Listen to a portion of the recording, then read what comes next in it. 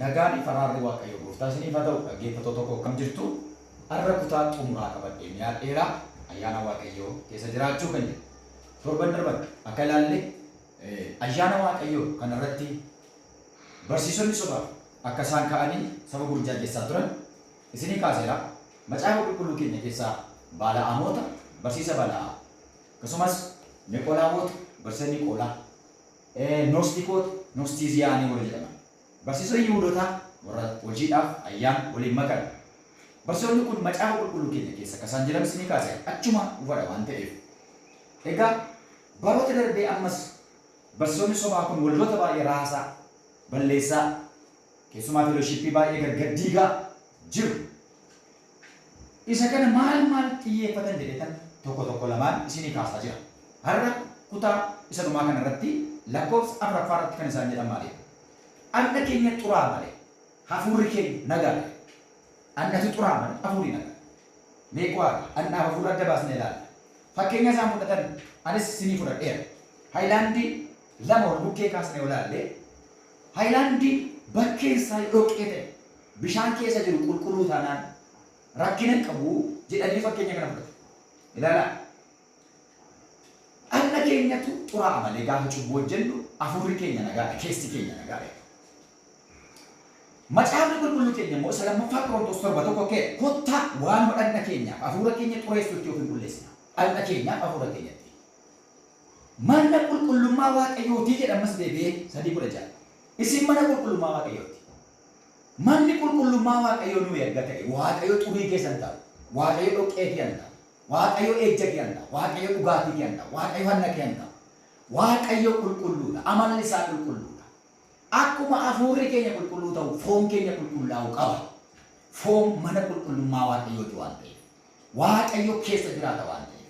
Kanaaf dhimma kanaan nama goyoomsuu jechuudha. Kan biraa cubbuun hin jiru dogoggora malee kan jedhan namoota muraasa jiru. Cubbuun hin jiru kan jedhan namoota muraasa jiru. Yesuus cubbuu fannoo irratti fanniseera. No sin jedhanii kan barsiisan jiru. Cubbuun nuti kan hin jiru biyya lafaarra cubbuu kan jedhamu dogoggoradha. Raakaattaa sammuun deebita kan jedhanidha. Cubbuun jira kan jedhu iddoo baay'ee jira macaafa qulqulluu keenya keessa. Kakuu haaraa keessa isa duraa Yohaannis 1:8 cubbuun qabnu yoo jenneen sobna dhugaan nu keessa jiru. Roomee 6:12 cubbuun akka jiru dubbata. Kana maaliif itti fayyadamu jira? Dhaloota gadhiisii gochuuf jechuudha. Dhaloota gaan namitti gashuuf jechuudha. Dhaloota karaa seexanaatiin mijeessuufidha cubbuun hin jiru jedhu malee cubbuun jira. Nama ajjeesuun cubbuu miti, ejji cubbuu miti, hanni cubbuu miti, irraa kaachuun cubbuu miti, jibbi cubbuu miti. Cubbuun guute. Cubbuun guute. Kanaaf jarri kun cubbuun hin jiru warra jedhanillee jiru. Egaa warri cubbuun hin jiru jedhan kunis warri ayyaanaan fayyina jedhanis ejjennoo isaan qaban tokko immoo jira. Qalbii diddiirrachuun hin barbaachisu. Sirriidha. Cubbuun hin jiru taanaan qalbii diddiirrachuun maal barbaachisaa? Cubbuun kan hin jirre obboleessa koo cubbuun kan hin jirre mootummaa Waaqaa keessadha. Gaafa foon kanatti hiikamnu qalbii diddiirrachuun hin barbaachisu. Gaafa duune jechuudha. Gaafa gara gooftaan dhaqnu jechuudha. Yookaan gaafa gooftaan dhufe jijjiiramu jechuudha. Hamma qaamni kun hin jijjiiramnetti, hamma qaamni keenya hin duunetti cubbuun jira. Cubbuun namatti fuudha. Qalbii diddiirrachuun sitti fuudha. Hin yakkina gaafa gadi ba'a. Hin ilaalla ija keenya. Hin hawwii. Hin dubbanna raba keenya. Harka keenya. Waan argiin keenya akka cubbuutti dhiyoodha.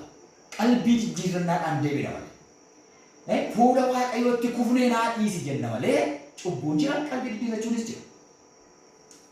Waaqayyo gooftaan nu haa gargaaru. Mee waan tokko si ganama namni kophee isaa qulqulleeffatee utuu magaalaa ba'ee deebi'e. Gaafa magaalaa keessa naanna'ee deebi'ee galu mana bira gaafa ga'u kopheen isaa awwaara duwwaadha. Dhoqqeedha. Eessaan akka dhoqqeen isa tokko namichi hin beeku. Awwaarra isaan akka itti namni beeku. Garuu ofirratti arge. Argitee foon keenya akka kana cubbuu harkisa foon keenya maagineettiidha. Maagineettii cubbuu harkisu. Biyya lafaa kun immoo cubbuudhaan faalamaa. Harka hamaa jalaa waan jirtu. Harka seexanaa jalatti biyya lafaa waan jirtuuf cubburraa fagoo miti. Seexanni biyya lafaa faaleera waan ta'eef. Kanaaf obboloota koo jaallatamoo cubbuun jira. Qalbii diddiirradha. Fuula Waaqayyootti diddiirradha. Laamee Yohaannis 1:9 akka jedhamu Yesuus Kiristoos Phexros bira ga'ee gaafannee Phexrosin miila dhiquudhaaf ka'e Phexros nan dhiqxu lakki. Maali jennaan qaama koo hundumaa dhiqee Yesuus akka jedhe namni takkaa dhiqatee miilla isaa duwwaa dhiqatee hin ga'a. Kana jechuun maal jechuudha? Takkaa qaamni keenya hundumtuu Kiristoosiin qullaa'eera. Miilli garuu guyyaa guyyaatti waa xureessiti. Miilli waan xuraa'uuf miiccamuu qaba. Qalbii diddiirrachuu qabna. Warra ayyaanaan fayyadamu. Luqaas boqonnaa 15:11 laatanii waa'ee ilma badii argame yoo laaltan ilaala. Ilmi badii argame sun mana waaqayyoo kee ture. Abbaasaa bira ture. Mana abbaasaa ture. Qabeenyatti isa goyoomse. Abbaan isaa qabeenyatti kennaa mucaan manaajii gochuu dadhabe. Qabeenyichatti jiraachuu waan dadhabeef dhaqee akka hin taane godhe mucaan gaafa daalachaa'ee waan nyaatu dhabee beela'u qalbiitti deebi'ee jira. Qalbii naanneffate jira. Qalbii diddiirrateedha. Mana abbaa godhannee badee jira. Qalbii diddiirrachuu jira. Mul'atee waan boqonnaa 2:5 yaada garaa kee geeddaru jedha. Waldoota ergaa torbanii fudhatan keessaa 5 isaaniitiin Waaqayyo qalbii diddiirrataa jira. Waldaa Sibirnaa fi Qilaadelfiyaa irraa kan hafe hundi isaaniiyyuu yaada garaa geeddaradhaa jedhu. Yaada garaa geeddaradhaa jechuun qalbii diddiirrataa jechuudha. Torbaffaa irratti hojiin keenya amaas ta'e gaarii hin gubataa jedhu. Hin gubata malee nuti lubbuudhaan hin oolla hojiin keenya garuu hin gubata. Ilaala Qorontos irraa boqonnaa 3:15 jedhamu. Saduraa 15 yoo laaltanii waa'ee maalii dubbataa jedhaati yeroo macaafa qulqulluu qo'attan xiqqii gara duwwaan fudhatin waa'ee maaliitiif jedhee Phaawulos waa'ee maalii dubbataa jedhe waa'ee mana ijaarsaa dubbataa jedhe waa'ee tajaajilaa dubbataa jedhe hojiin namaa hundumtuu abiddaan qoramaa jedhe Phaawulos. Inni kaani mana isaa mukaan ijaara, galabaan ijaara, citaan ijaara. Citaan abidda keessa dabartu. Abidda keessatti muktiin gubata. Inni kaan immoo warqeedhaan dhagaadhaan ijaarrata ta'e. Warqeen dhagaan immoo abidda keessa darbu. Abidda keessa darbu. Guyyaa booddeetti hojiin keenya hundumtuu abiddaan ilaalamu. Kun waa'ee tajaajila gonfooti kan inni haasa'aa jiru. Waa'ee cubbuu miti. Waa'ee fayyinaa miti. Salveeshinii haasaa miti Phaawulos irratti. Waa'ee gonfoo argachuuti. Waa'ee badhaasaa haasa'aa jira. Kanaaf hojiin keenya hamaa ta'e gaarii ta'e hin gubata lubbuudhaan hin oolle jechuun maal jechuudha. Ilaali namichi tajaajilaa ture sun jireenya waaqarraa argachuu danda'a garuu gonfoon argatu jedhe. Abidda keessa darbaa waan ta'eef mukaan ijaare manicha gaafa ijaare namichatu citaan ijaare sirriitti hin tajaajille yookaan tajaajila addaan kutee taa'aa ture waldaa keessa jechuudha namichi. Gaafa dhumaa badhaasan argatuudha. Lammaffaa ergaa Yohaannis 8 of eeggadhaa miindaa guutuu akka argattaniif. Kanaa achiin isinitti dadhabdan isin duraa badayyaa. Of eeggadhaa. Saddeettaffaa macaafni kakuu moofaa nu ilaallatu jedhu inni kun salphaadha. Macaafni kakuu moofaa nu ilaallatu jedhanii macaafni kakuu moofaan ikkoo gaaddidduu kakuu haaraati. Iddoo boqonnaa kun irra jira. Gaaddidduu kakuu haaraati. Macaafni kakuu moofaatti maaliif fayyadama yoo ta'e? Gooftaa Yesuus Kiristoos bartootaaf hunduma isaa caqaseera. Kakuu moofaan Yesuus akka dhalatu ragaa waan ta'eef. Abboota amantii nu jajjabeessan achi keessa waan argamuuf. Iddoo boqonnaa 12 dhuga baatota akka duumessaa qabna jedha isaaniin kaase. Hundumti isaanii sagalee waaqayyoo waan ta'eef hin fudhanne. Ayyaanaaf seera wal bira qabnee beekuudhaaf kakuu moofaatti fayyadamu. Kakuu haaraan kakuu moofaarraa waan ijaarameef itti fayyadamu. Yeroo macaafni kakuu moofaa dubbifamu namoonni baatanii sokkitan kunan keenya miti nuyi dhaloota kakuu haaraadha. We are new generation walii jettanii kakuu moofaa nuyi ilaallata. Kakuu moofaan sagalee waaqayyooti. Nuuf caafamee jedhe Phaawulos. Nuuf caafame ergaan kun jedha isa 1336 jaallatu. Nuuf caafamee dhufe. Kanaaf hin fudhanna kakuu moofaa. Hin fudhannu warri jettanii macaafa kan biraa qopheessuu barbaaddan yoo ta'e malee. Kiristoos naaf dhiphateera ani maaliifan dhiphadhaa haa jedhu warri kan eeyyee dhugaadha. Bara seeraa keessa nama dhiphataa ture. Bara ayyaanaa keessa dhiphinni hin jiru. Fayyuudhaaf dhiphanna miti jedhu. Garuu jireenya nama fayyee jiraachuu dhiphanna. Namni cubbuutti of kennuu dhiisee foon isaatiin rakkataa jedha Roomee keessaas. Yoo laata isa lammaffaa Xiimotewos boqonnaa 2:3 immoo akka loltuu Yesuus Kiristoositti dhiphina keessaa qooda qabaadhu jedhaan Xiimotewos. Dhiphinicha keessaa, dhiphina wangeelaa keessaa, wangeelaaf beela'uu keessaa, wangeelaaf rakkachuu keessaa, wangeelaaf reebamuu keessaa, wangeelaaf gatii kaffaluu keessaa qooda qabaadhu jedha. Ani maaliifan dhiphadha? Kiristoos naa dhiphateera wayinne caljennee manciifna miti. Wangeelaaf dhiphanna akka loltuu Kiristoositti wangeelaaf dhiphachuu qabna. Galanni isaa haa ta'u. Fayyuuf hin dhiphanna. Garuu wangeelaaf dhiphanna. Adaraadha wangeelli. Soomuudhaan, kadhachuudhaan, cubbuu diduudhaan, dhugaa keenya dhabuudhaan dhugaa dhabuu dandeenya koo firdii dhabuu dandeenya koo sobaan irratti ragga'uu danda'a waan baay'ee dhabuu dandeenya wangeelaaf dhiphinadha sun gatii kaffaluu qabu dhiphannee gatii kaffala abboon amantii dhiphataniitu wangeela kana isin ga'a rakkatanii wangeela nu biraan ga'a ati garuu hin dhiphadhu soomu jedha hin dhiphadhu ni kadhadhu jilbeenfadhu ta'a hin dhiphadhu wangeela maa kan dhugaa baay'ee ta'a hin dhiphadhu ani maaliif wangeela kan rabsama jedha ta'a wangeela kee jirtu ayyaana keessa jirtu kanaaf bara ayyaanaa keessa wangeelaaf dhiphanna malee fayyuuf dhiphannaati fayyuuf dhiphanna fayyineera jarri kun hani isin dhibu kennaa ayyaanaa waldaa keessa jiru ni mormu jedhu kennaa ayyaanaa waldaa keessa jiru pastor apostle teacher evangelist prophet waan jedhu kun hin jiru isaan bira waldaa jara kana walattanii hundumti isaanii obboloota waliin jedhu malee kennaa waldaalee ni mormu inni kun Efesoon boqonnaa 11 jira biyyooleshaan jedhamu jiru isaan raajiin jiru ergamaan jira tikseen jira waldaa keessa wangeelaa wanni jiru hin jiru ergaan kun jarri kun garuu kana isin fudhatan galanni waaqayyo dhaabata tajaajila kakuu haaraa faalleessu jechuudha karaa biraa cubbuun dhiifatama hin qabne hin jiru jedhanii yaadu cubbuun dhiifatama hin qabne jiru cubbuun dhiifatama hin qabne hin jiru isa kana Yohaannis boqonnaa 1 sirraa Yohaannis 5:16 keessa 5:16 cubbuun dhiifatama hin qabne jira jedha Yohaannis immoo haa dhiifatama qabu jira kan hin qabne jira jedha cubbuun maal isa jedhuu fi seera malee jiraachuudha jedha nuti deebise cubbuun dhiifatama hin qabne Yesuusiin galuudha ni jalqaba Ibroota boqonnaa 29 nama dhiiga isaatiin fayyee xureesse nama hafuura qulqulluu arrabsee ajaba hammamiitu isa eeggate inni kun completely denied yookaan nama dhibbatti Yesuusiin gane cubbuu dhiifatama hin qabne hafuura qulqulluu nama arrabse hafuura qulqulluu arrabsu Yesuus Kiristoos namni hafuura qulqulluu arrabsu dhiifatama hin qabu hafuura qulqulluu arrabsu jechuun maal jechuudha hafuurri qulqulluun eenyuun kabajuu dhufe yookaan Yesuusiin kabajuu to magnify Jesus Yesuus Kiristoosin guddisuu Yesuus Kiristoosin kabajuudhaaf hafuurri qulqulluu namni hojii Kiristoosin faalleessu namni Yesuus Kiristoosin arrabsu namni dhiiga Yesuus Kiristoosin akka hin taane namni ayyaana waaqayyoo akka hin taane namni fannoo Kiristoositti baachu sun hafuura qulqulluu arrabsaa jira. Inni gara hafuura qulqulluu arrabsuu jechuun Yesuusin tuquudha. Yesuusin bilaasha gochuun fannoo Yesuus zeerootti baay'isuun Yesuus hafuura qulqulluu arrabsuun namni akkasii dhiifatama namni akkasii fayyina qaba. Hojii hafuurri qulqulluun hojjechuu dhufe hojii Kiristoosiin dubbii sagalee waaqayyootiin namni faalleessu dhiifatama hin qabu. Dhiifatama qabu. Galanni waaqayyoo haa ta'u.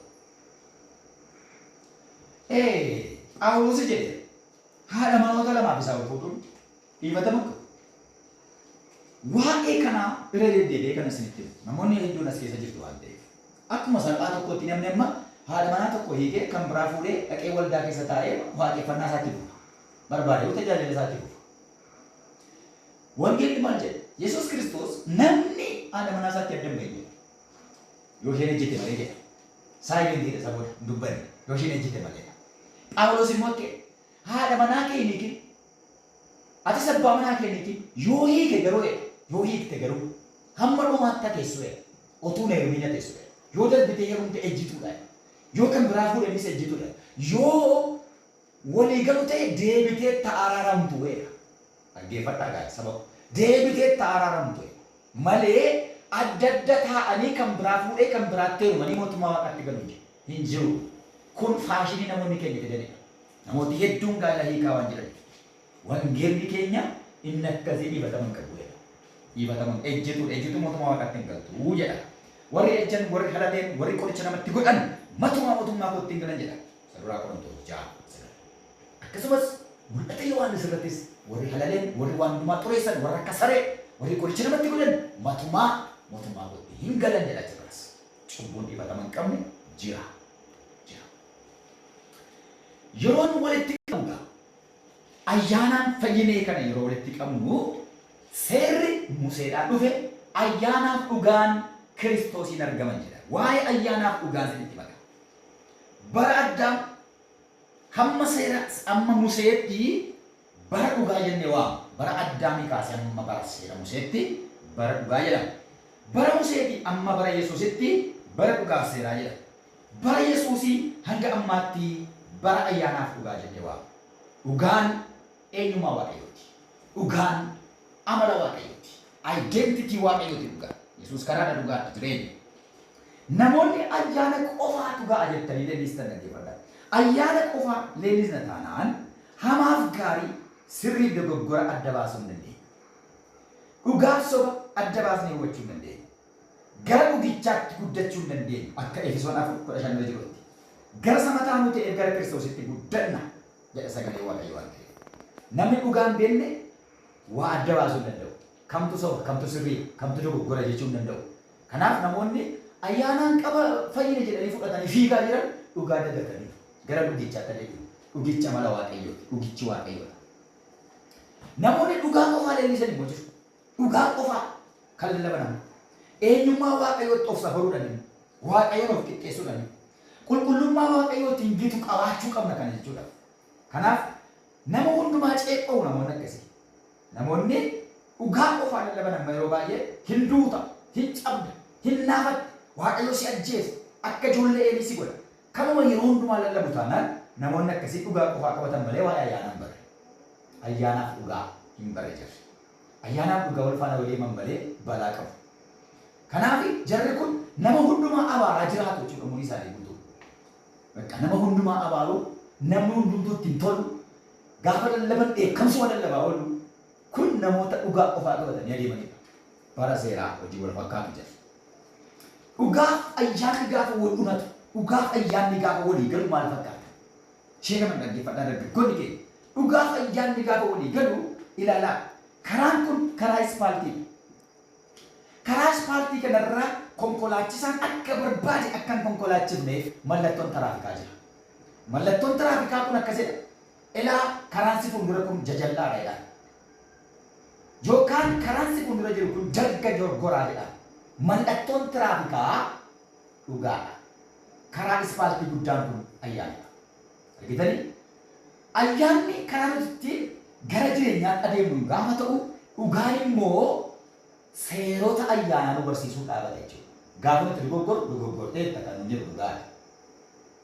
Gaafa nuti kufneerra wayyoo banneerra kana caala naman taanu gaafa jennu immoo ayyaanichi immoo si jira siin gargaara siin jedha. Dhugaan dogoggortee gaafa siin jedhu ayyaanni immoo dogoggora kiyaan si baasaa siin jedhe si gargaara jechuudha. Warri kun lamaan harka wal qabatanii hojjetu. Dhugaaf ayyaanni barakakuu haaraa kana keessa. Barakakuu haaraa kana keessa. Kanaaf yeroo walitti isinii qabu dhugaa qofaa qabattanii hin deebinaa. Saba Waaqayyoo abaartu, saba Waaqayyoo dhiigaan bite, gatii Yesuus kaffale fashaleessitu. Ayyaana qofaa qabattanii hin fiidinaa. Dhugaarraa jallattu. Dhugichi Yesuus Kiristoosidha. Dhugichi ana karaan, ana dhugaan, ana jireenya inni jedhu Yesuus Kiristoos waan ta'eef. Isa ayyaana illee kan daganne, isa dhugicha ta'e kan daganne, baalaansi goone akka deemnu Waaqayyo gooftaan nu aadantaa. Saba koo jaallatamoo gaaffii qabdan, yaada qabdan koomentii irratti naa barreessaa. Wantoota gaaffii isinitti uumu waliin mari'annaa, sagalee Waaqayyo walitti himnaa, wal loluun hin barbaachisu. Dubbii sagalee Waaqayyoo dhaabannee wal gorsinaa. Gara dhugaatti wal deebisna.